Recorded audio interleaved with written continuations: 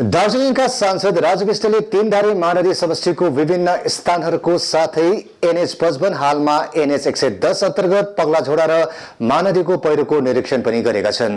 सांसद राजु विष्टले तीनधारे आएर वी लभ तीनधारेमा केही क्षण निस्केर निरीक्षण गरी त्यसपछि तीनधारे र सिबिटार जाने रोडमा गएको पहिरोको निरीक्षण गरी बागमारा बस्ती पुगेका थिए। बागमारा बस्तीमा उनलाई स्थानीयहरूले स्वागत जनाएका थिए भने क्षेत्रको विभिन्न समस्याहरू साथै सडकको अवस्था विषयमा सांसदलाई अवगत गराएको थियो। त्यसपछि सांसद राजु विष्ट सिबिटार हुँदै महानदी भएर पगलाझोडाको पहिरो निरीक्षण गर्न पुगेका थिए। यस क्षण पत्रकारहरूसितको बातचितको क्रममा तिनले एनएच 55 को मर्मतीको लागि 44 करोड रुपियाँ आवन्टित भएको जानकारी पनि गराएका छन्।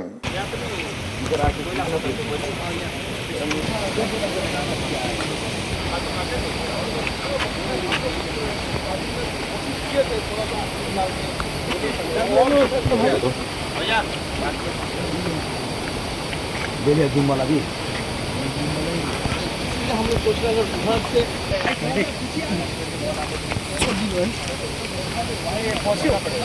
थोड़ा सा और भी ज़्यादा बिल बनाने के लिए ब्रेक क्या होता है जिंदगी मांग देते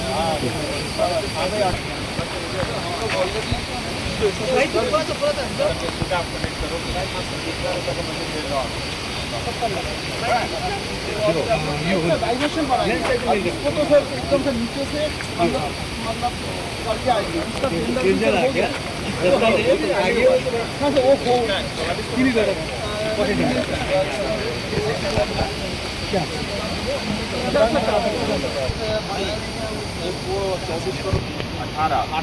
तो बोल रहे थे ऊपर का तो रॉन्ग वगैरह मिला के 22 करोड़ का ऐसा ये वाला ये जोड़ दिया जाने अलग ये लेकिन वो तो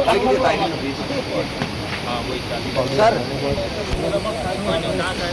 आगे तमिलनाडु का कोयम्बटूर का मैं उसको भी फोन किया जब तुम्हारा तो सब कुछ होगा 20% से ज़्यादा लेती है तो उसके लिए एडिशनल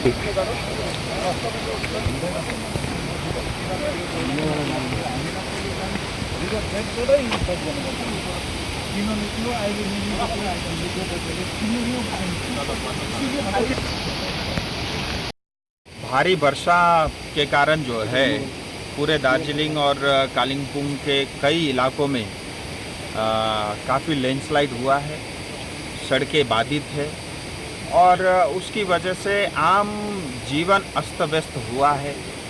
बच्चे स्कूल जाने से जो है तकलीफ़ आ रही है और कुल मिलाकर के पूरा जो है पहाड़वासियों का जो दैनिक दिनचर्या है वो बिगड़ा हुआ है। और ये वैसे तो ये प्रकृति की जो है प्राकृतिक आपदा है, लेकिन फिर भी रेगुलर इंटरवल लेवल पे समय समय पर जो है अगर सड़कों की मरम्मत और मेंटेनेंस होता रहे तो मुझे लगता है ऐसी नौबत से हम बच सकते हैं। खैर इस समय मैं जो है करशंग विधानसभा के जो है पगलाझोडा स्थित NH 55 पे खड़ा हूँ और मेरे पीछे स्पोर्ट्स में आप स्पोर्ट में ही देख सकते हैं कि कितना बड़ा लैंडस्लाइड हुआ है और NH 55 पूरी तरह बाधित है, ठप पड़ा हुआ है। और ये क्षेत्र वैसे भी पहले से भी थोड़ा सा जो है सड़क यहाँ पे थोड़ी धंसती रही है, लेकिन इस बार का जो लैंडस्लाइड है वो काफ़ी बड़ा है, उसकी वजह से जो है सड़क बाधित है, NH 55 पूरी तरह बंद है। और मैं स्वयं जो है इस क्षेत्र में भ्रमण के लिए आया, अपने आँखों से स्थिति को देखने के लिए आया और साथ में जो है NH PWD के डिपार्टमेंट के अफसर भी मेरे साथ हैं। सो कुल मिलाकर के यहाँ पे इमीडिएट रिलीफ और लॉन्ग टर्म पे क्या किया जा सकता है उसको लेकर के डिटेल में चर्चा हुई। मुझे बताते हुए खुशी भी है कि पगलाझोडा और तीनधारे के आसपास में जो लैंडस्लाइड हुआ है, महानदी में भी कुछ हुआ है, ये सब मिलाकर के करीब जो है 22 करोड़ रुपए ऑलरेडी जो है भारत सरकार की तरफ से रोड एंड हाईवे मिनिस्ट्री की तरफ से स्वीकृति हो चुकी है और इस 22 करोड़ का टेंडर भी हो गया है, किसी चेन्नई के किसी कॉन्ट्रैक्टर को मिला है और ये काम अब तक शुरू हो जाना चाहिए था, लेकिन वो उन्होंने काफ़ी बिलो प्राइस कोट किया है और उसमें सरकारी नियम ऐसा है कि एडिशनल 10% बैंक गारंटी और उनको भरना था। उसका अप्रूवल अटका हुआ था, कल मिनिस्ट्री में उसकी अप्रूवल हो गई है और आज ही जो है PWD NH डिपार्टमेंट को वो अप्रूवल मिल जाएगा। और मैंने कहा है इमीडिएटली कल परसों से ही इसका काम शुरू हो, तो ये तो लॉन्ग टर्म हो गया। लेकिन यहीं पे पगला झोड़ा में जो रेल है, रेल के उस पार फॉरेस्ट है और थोड़ा सा अगर कटिंग करेंगे, वो बता रहे थे करीब 71 लाख रुपए का खर्चा आएगा, 71-72 लाख रुपए का। तो एक परमानेंट सॉल्यूशन, एक अल्टरनेटिव वो भी बन जाएगा। और आए दिन जब पगला झोड़ा में लैंडस्लाइड के कारण जो जनजीवन अस्त व्यस्त रहता है, उससे हम बच पाएंगे। और वो भी क्योंकि ये करीब 22 करोड़ का काम है, तो 10% से कम ही एडिशनल कॉस्ट में काम बन जाएगा। तो वही लोग जो है इसको भी काम कराएंगे और मुझे लगता है ये इमीडिएटली कल परसों से काम शुरू होगा। मेरा आपके माध्यम से यही कहना है डिपार्टमेंट को भी और हमारे जो कॉन्ट्रैक्टर चाहे बाहर के हैं या सब कॉन्ट्रैक्ट लेकर के जो लोकल ठेकेदार काम करते हैं, मेरे आपसे एक ही गुजारिश है, काम मैं अपने आँखों से देखूँगा, क्वालिटी होना चाहिए और स्टैंडर्ड मेंटेन होना चाहिए, उसमें किसी प्रकार का हेरा फेरी नहीं होना चाहिए। नहीं तो अगर उसमें हेरा फेरी होगा तो आप सीधा फिर जेल के अंदर में जाओगे।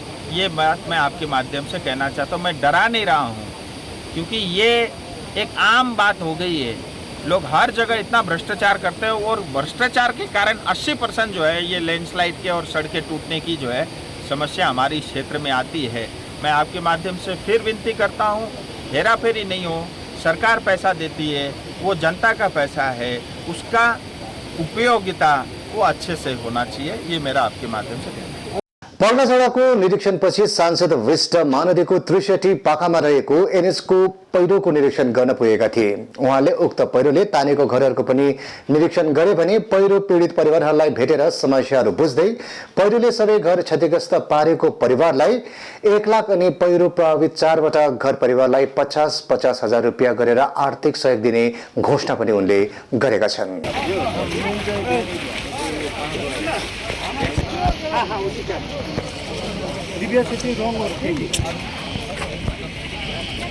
आज के फिर ब्रेकिंग न्यूज में तो नहीं आएगा फिर।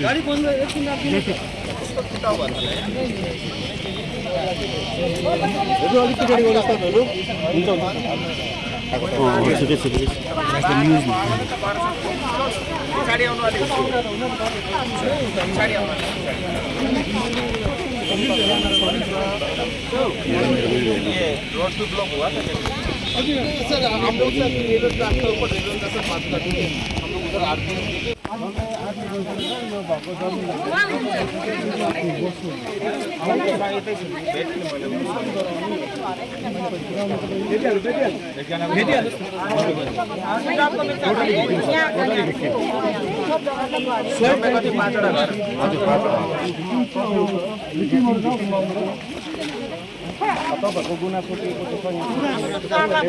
नाम के भन्नु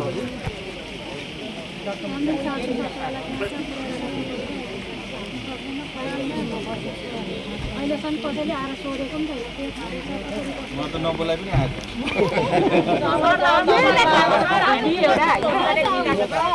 भोट नदिए पनि आउँछु म।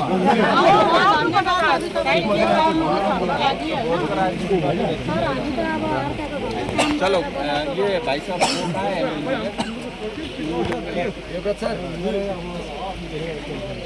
उहाँको जो उसी को मैं आप सेन्टर सस्टेनेबल बनाना पड़ेगा। जब बात बनाएंगे तो फिर ये थोड़ा दाढ़ी करना, मतलब इस तरह के करना। इसीलिए हम लोग थोड़ा सा जो टेम्पोररी काम पूरा जो लङ टर्ममा जो सस्टेनेबल हो। चलो नआत्तिनुहोस्, हिँड्नुभयो। तपाईँको डल्लै घर गएको छ, इमिडिएटली म तपाईँलाई 1 लाख रुपियाँ दिन्छु। अरू 4वटा घरलाई 50-50 हजार मेरो आफ्नो गोजीबाट नि, सरकारीबाट होइन। म त सहायता पनि गर्छु, निराश नहुनुहोस्। अनि भोलि आउँछ, यो रोडका लागि 22 करोड रुपियाँ सेङ्सन भएको छ।